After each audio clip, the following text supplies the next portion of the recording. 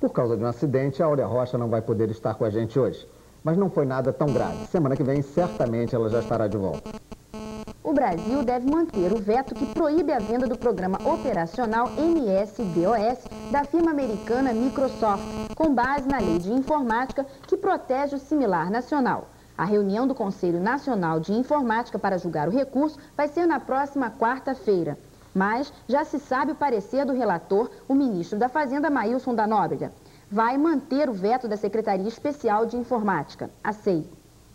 Politicamente, o parecer do ministro vai procurar explicar, em detalhes, os critérios utilizados, de modo a liquidar com o argumento do governo norte-americano de que a SEI age autoritariamente sem esclarecer as próprias atitudes. E em Washington, a poderosa Associação Americana de Fabricantes de Produtos Eletroeletrônicos resolveu pressionar o presidente Reagan para adiar por 4 meses as retaliações comerciais contra o Brasil. A liderança deste movimento é de 2 empresas que atuam no Brasil, a IBM e a General Electric. As justificativas aparentes são de que o Brasil precisa de tempo para regulamentar a lei da informática e também para concluir a Constituinte, que deverá definir a situação da reserva de mercado. Sem as retaliações, seria muito mais fácil conseguir concessões dos brasileiros. Só que é bem mais que isso. A General Electric, por exemplo, resolveu aproveitar que a mão de obra brasileira é mais barata e produz no Brasil, e apenas no Brasil, os tubos para todas as suas televisões. Com a retaliação, o produto ficaria mais caro, encarecendo os próprios televisores para os norte-americanos. E mais ainda, a General Electric precisaria, no mínimo, de 2 anos para poder montar outra fábrica em outro país do mundo. E para impedir que o desenvolvimento brasileiro fique prejudicado por dificuldades de aquisição de tecnologia, o projeto de política industrial do governo, divulgado esta semana, está prevendo a remoção das barreiras de importação quando as novas técnicas forem indispensáveis ao crescimento industrial. Esta posição elimina o argumento daqueles que atacam a reserva de mercado com a justificativa de que o Brasil precisa de tecnologia importada para poder crescer. Mantendo a política de informática e facilitando o acesso a novas tecnologias, o Brasil soberanamente faz uma opção por um tipo de crescimento. E a tecnologia já chegou aos aposentados. O Ministério da Previdência começou experimentalmente a recadastrar os aposentados. A partir de 1º de fevereiro até julho, quase 8 milhões de aposentados das cidades serão colocados nos computadores. Além de facilitar a vida dos aposentados, a medida vai ajudar a eliminar as aposentadorias ilegais, que causam hoje um prejuízo anual de 135 bilhões de cruzados. E a música da campanha, que vai ser transformada em anúncios para rádio e televisão, coloca a ciência em destaque. Chega de burocracia, aquela eterna ciranda, é a vez da ciência moderna, é pra frente é que se anda. Agora estamos seguros, não tem erro, seu controle, toda a nossa história está na memória do computador. A cada dia a tecnologia se torna mais presente na vida dos brasileiros. Mas nem sempre a técnica ou a ciência saem apenas dos bancos escolares. A criatividade do povo, do ser humano despreparado pelas academias de saber, também gera conhecimentos que acabam depois tendo que ser estudados pelos próprios cientistas.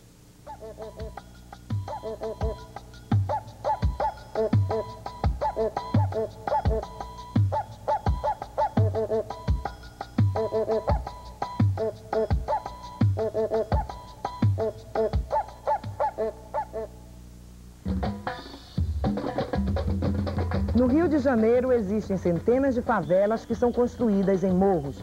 Para a construção das casas não há arquitetos, engenheiros ou calculistas. É a ciência popular, que passa de geração a geração, sem que ninguém tenha sentado em bancos escolares para aprender o ofício. Este é o Morro Azul, favela da zona sul do Rio, destruída por um incêndio em 1957. Os barracos de madeira ou estuque deram lugar às casas de alvenaria. Mas como podem simples moradores de morro erguer construções deste tipo? Aqui moram cerca de 100 famílias e todos participam do trabalho de construção das casas. Só que a maioria nunca trabalhou em obra. E quem trabalhou foi no tempo da juventude. Seu José, eu sou motorista aposentado. Como é que o senhor conseguiu aprender a fazer esses tipos de casa que são feitos aqui no Morro Azul? Antes antes de ser motorista, eu trabalhei em obras, né? Como servente? Como servente. E chegamos aqui trabalhando com pedreiro, essas coisas assim que conhece, eu aprendi, né? Mas tem muita gente aqui que nunca tinha trabalhado em obra e que começou a aprender a trabalhar aqui dentro do morro? Tem um bocado deles, né? Inclusive ele está trabalhando junto comigo aqui. Como é que vocês fazem esse tipo de casa sem um arquiteto, sem um engenheiro especializado? Vocês têm a certeza que essas casas não caem porque elas são construídas em morro? Como é que é feito? Tem que pegar a pedra, furar, fazer uma sapata de 60 por 60 mais ou menos, né? Fazer com os ferros para ficar bem segura. E aí, esse tipo de casa, todo esse processo é feito em todas as casas daqui do morro? Todas as casas é feita na pedra. São as sapatas de 60 por 60 ou 650, de acordo com o lugar. É furada, botada os ferros, chumbada, e aí faz uma sapata de mais ou menos 30 de altura, e dali sobe as colunas. Quer dizer, não tem segura. E nunca aconteceu um acidente aqui depois das casas de alvenaria? Até agora não. As casas têm de 48 a 49 metros quadrados e são compostas de 2 quartos, sala, banheiro, cozinha e área. Elas estão avaliadas em 300 mil cruzados e levam 3 meses para ficarem prontas. A organização dos moradores é o alicerce para o desenvolvimento dos trabalhos no morro. Desde cedo, participando de mutirões, todos aprendem um ofício.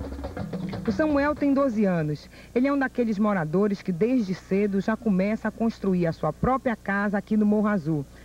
Samuel, como é que você aprendeu a fazer esse tipo de serviço? Por aqui mesmo. Aqui dentro do morro, você aprendeu com os moradores, dentro da sua família? Aqui mesmo. E quanto tempo falta para construir a sua casa? Menos de um mês. O que está faltando nela? Emboçar a casa, por fora, por dentro. Só está faltando a sala. E quem é que está construindo a sua casa? É o padre que ajuda a dar o material e de lá a gente pega, põe aqui, eu carrego sozinho. E é bom ter uma casa de alvenaria? Muito bom. Este é o Morro de Santa Marta, que também fica na zona sul do Rio. Aqui, a disposição das casas e barracos não obedece à organização que nós encontramos no Morro Azul. Construir um barraco para os moradores do Santa Marta é uma atividade de rotina. E foi aqui, neste morro, que nós encontramos verdadeiros arquitetos que se formaram fora das escolas, mas que conseguem manter de pé as construções mais incríveis. Desafiando muitas vezes até as leis da física, o Santa Marta é assim, barraco sobre barraco. Distinguir o que é cano de água e fio de luz fica difícil. Para viver no Santa Marta, tem que ser equilibrista da vida e das ruas, todas estreitas. Este é o Sérgio, 29 anos de idade e há 29 morador do morro.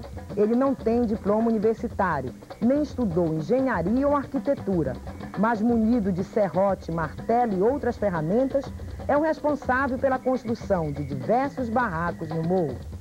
Sérgio, há quanto tempo você faz esse trabalho de construir barracos aqui no morro? Desde 14 anos. E como foi que você aprendeu essa profissão? Olhando os outros fazer, olhando um e outro fazer, né? Aí fui pegando a prática, fui aprendendo. Quer dizer que você viu uma pessoa ia construindo barraco, tu ficava olhando, aí com 14 anos tu começaste a construir? Fazia barraco, telhado, aí fui aprendendo, agora eu faço tudo um pouco. Quer dizer, e você sabe calcular, vamos dizer, tem um barraco em cima do outro. Aquele ali, por exemplo, que está em cima das folhas de zinco, com a toalha verde. Como é que você pode me garantir que aquele barraco não vai cair, mesmo sendo em cima do outro? Como é que tu conhece? Pela fundação dele e pelo alicerce, né? Pelas estruturas, pelos cabos que tem, se está podre ou não. Se tiver podre, está em risco de cair, se não tiver... Só isso, se tiver podre, porque você sabe que esse trabalho é feito por arquitetos, por engenheiros, até com o auxílio de pedreiros, de técnicos. Quer dizer que você conheceu tudo isso só olhando e vai lá, conhece a terra, sabe como é a fundação? Tem terreno mais fofo, tem terreno mais liso, tem terreno mais úmido. Aí a gente vê, conforme for mais fofo, a gente vai afundando. Aí vai pegando a estabilidade do terreno. Você acha que aqui no Morro de Santa Marta, os barracos, as moradias poderiam ser organizadas de modo a fazer uma casinha do lado do outro, ou seria muito difícil isso? A população é muito grande? Qual é o principal, assim, obstáculo para que fosse uma coisa organizada as casas aqui no morro? Obstáculo? Aqui não tem obstáculo. Quem bota um obstáculo é o engenheiro, né? Mas no morro a gente faz e nunca caiu, graças a Deus. Já está decidido. O Laboratório Nacional do Plasma vai mesmo ficar no Rio de Janeiro. Quem anunciou a decisão, acabando com a disputa entre Rio e São Paulo, foi o secretário de Planejamento do Ministério da Ciência e Tecnologia, José Eduardo Cassionlato. O plasma é um estado da matéria que permite as reações necessárias para alcançar a fusão termonuclear. No programa passado, nós chegamos a mostrar para vocês como é possível um aproveitamento industrial através do revestimento de titânio, que aumenta a resistência de diversos materiais. O laboratório vai propiciar uma evolução ainda maior, permitindo uma futura fonte inesgotável e não poluente de energia. Conforme a explicação do físico José Leite Lopes, diretor do Centro Brasileiro de Pesquisas Físicas, a fusão nuclear é a origem da energia das estrelas e do Sol e a base da bomba de hidrogênio, bem mais poderosa que a bomba atômica de fissão nuclear. No caso da fusão nuclear, a energia resulta da colisão de dois tipos de hidrogênio. Mas, para que isso aconteça, é preciso uma alta temperatura, algo em torno de 200 milhões de graus centígrados. O plasma é o estado da matéria em altíssima temperatura onde pode ocorrer a fusão nuclear. A ideia do Laboratório Nacional de Plasma é controlar a fusão para aproveitar essa energia. E o combustível é inesgotável. Pode ser a água do mar.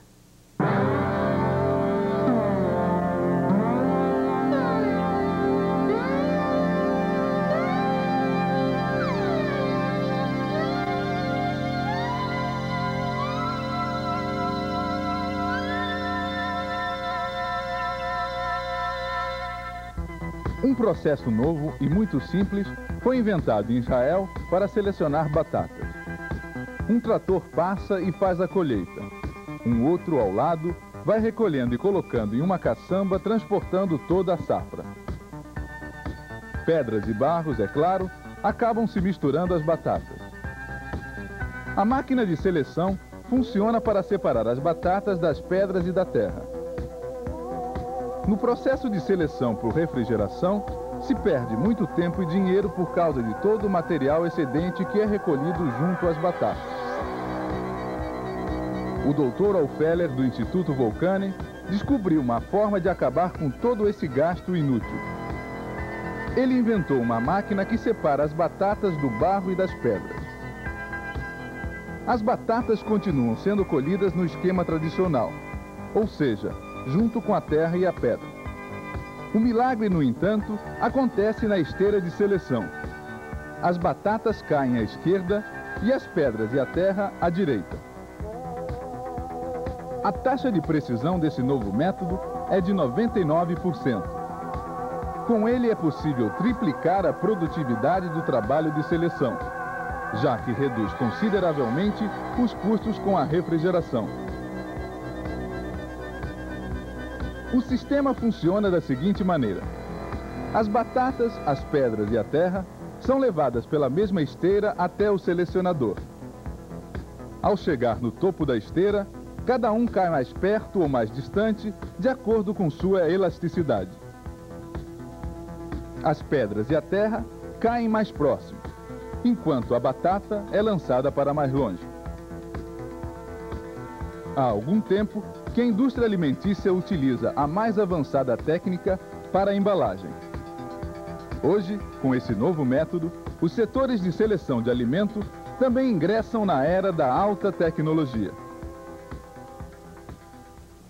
O presidente Sarney recebeu um abaixo-assinado monstro em defesa da permanência do sanitarista Sérgio Arouca na presidência da Fiocruz. Além de 2.600 funcionários, assinaram o pedido 17 instituições internacionais, 38 entidades de trabalhadores, 77 órgãos da área de saúde, 46 da área científica, além de instituições universitárias, associações de servidores e intelectuais.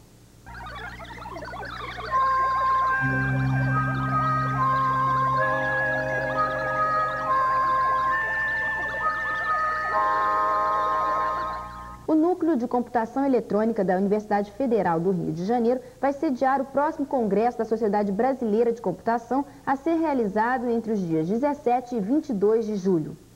Estão abertas até o dia 19 de fevereiro as inscrições para o curso de especialização em documentação e informação na Escola de Comunicação da UFRJ.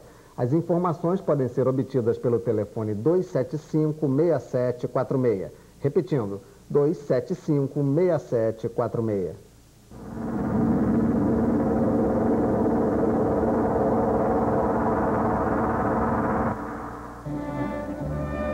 Avistar um balão de ar quente flutuando no horizonte como um colorido ponto de exclamação desperta a imaginação da gente.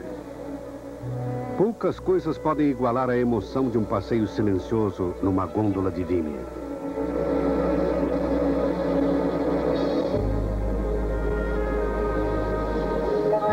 Os aeronautas já tentaram descrever a indescritível sensação de flutuar mansamente pelos céus numa atividade que tem muitos seguidores em todo o mundo.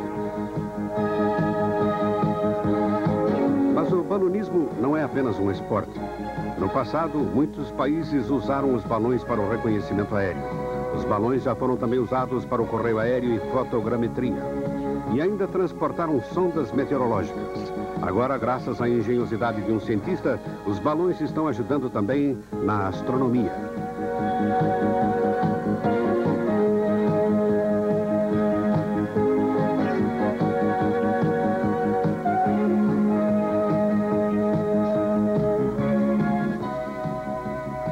Nos céus do Texas, um enorme balão cheio de gás hélio se eleva acima de 99% da atmosfera, levando um telescópio infravermelho. É a extraordinária resistência de um plástico muito fino que torna possível este tipo de astronomia que usa balões. Com este material, é possível um novo tipo de astronomia com observações infravermelhas. Este material, o polietileno, é tão fino quanto o plástico usado para fins domésticos.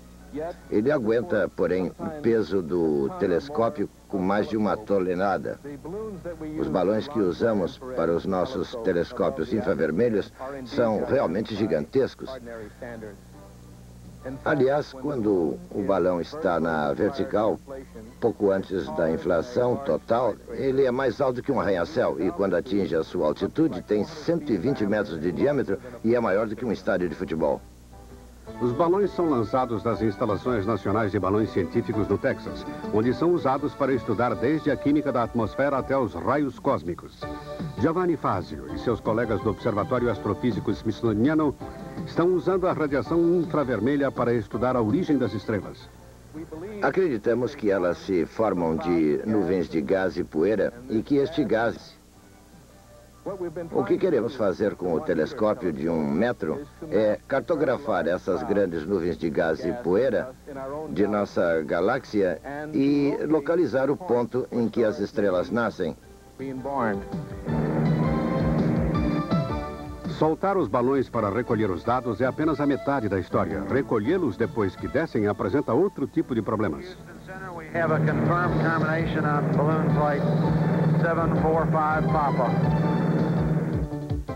Os balões podem percorrer milhares de quilômetros, mas apesar das descidas imprevisíveis, quase toda a carga útil já lançada tem voltado intacta.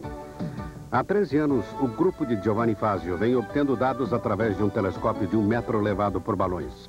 Agora, graças aos avanços tecnológicos e de materiais, eles têm planos mais ousados. Por exemplo, plástico reforçado com fibra de carbono é um material muito leve com o qual poderemos ter um espelho muito grande. Este é um modelo do telescópio que queremos construir. Graças aos nossos engenheiros aqui no observatório, pudemos propor um telescópio que é mais leve do que o atual de 1 metro, mas contém um espelho 3 vezes maior. Será também 10 vezes mais sensível do que o telescópio atual, aproximando ainda mais os cientistas dos segredos que envolvem a origem das estrelas.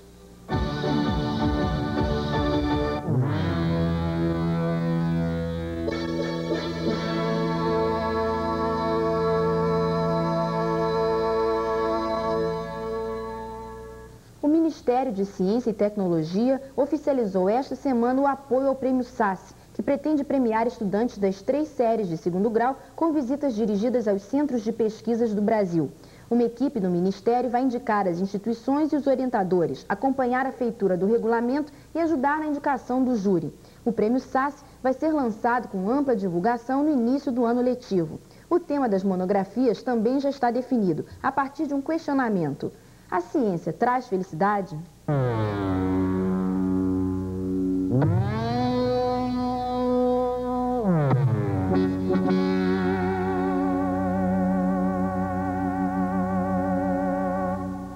Venha à praia e tome ciência. Durante o verão, o Museu de Astronomia está nas areias do Rio de Janeiro, levando ao público informações sobre vários assuntos estudados pela astronomia e ciências afins. O ano passado, o projeto O Museu Vai à Praia foi um sucesso. Por isso, este ano está de volta, durante todos os finais de semana dos meses de janeiro e fevereiro, em diversas praias do Rio. O Benny Weissenberg é diretor do Departamento de Dinamização do Museu de Astronomia. E o museu está dinâmico mesmo, né? Já chegou até na praia? Pois é, o museu já chegou na praia. Essa atividade nossa do Museu na Praia faz parte, na realidade, de toda uma programação de divulgação científica, de popularização da ciência, que é uma proposta básica do Museu de Astronomia e Ciências Afins.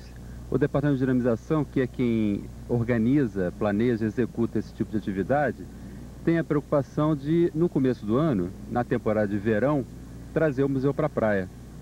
Mas trazer o museu para a praia com a preocupação de não invadir a praia de ninguém. 6 kits explicativos de leis e princípios científicos foram montados na areia e demonstram, por exemplo, a formação de um arco-íris, das ondas do mar e a mudança das estações do ano.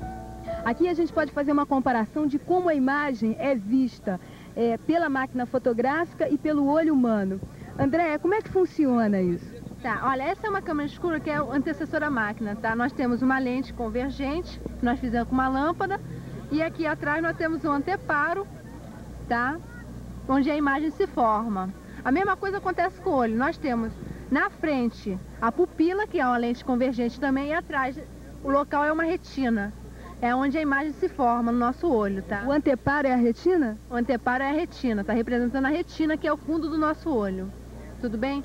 Agora, aqui na câmera escura, você vai ver que eu mexo aqui para achar a melhor posição, o foco daqui. E a gente não pode fazer a mesma coisa aqui. Então, o que ocorre é que a pupila, ela se dilata e se contrai para melhor focalizar o objeto, dependendo do ambiente, claro ou escuro. É o diafragma. É o diafragma da lente. E aqui, o diafragma é esse buraquinho meu, né? Vocês estão vendo. A ideia é discutir na praia os problemas e os fenômenos que estão presentes nesse tipo de lazer da população.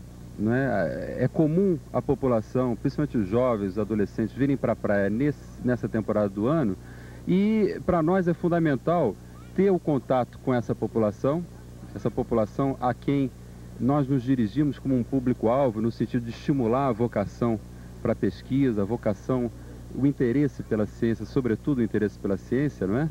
E a ideia de que nós aqui podemos trabalhar os fenômenos que aqui existem. Você quer saber por que as ondas quebram na beira da praia? É o seguinte, você tem que as ondas estão sendo geradas em alto mar, entendeu? Tem por causa das correntes marítimas, vento e tal, né?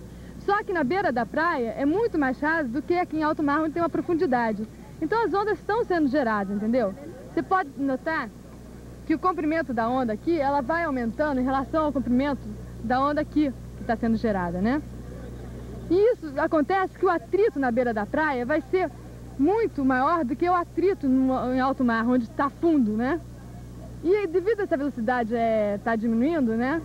A velocidade, a onda vai ficando, vai crescendo, né? Ela vai sentindo um atravanco para subir, né? Então ela cresce e vai quebrar. Entende? Eu não estava prestando atenção direito. Nós tivemos a preocupação nessa vez muito marcante de melhorar o nosso material didático, aquele material que a pessoa que frequenta o estande do museu pode levar para casa e pode depois estudar, pode ler com mais calma, não é? Porque é difícil a pessoa parar e ler com calma na praia, não é? E nós conseguimos dessa vez então preparar um jornalzinho. Esse jornal apresenta numa linguagem didática e pedagógica todos os kits de uma forma detalhada, tendo uma preocupação muito grande exatamente no tipo de leitura que ele pode ter, no tipo de aproveitamento que ele pode ter.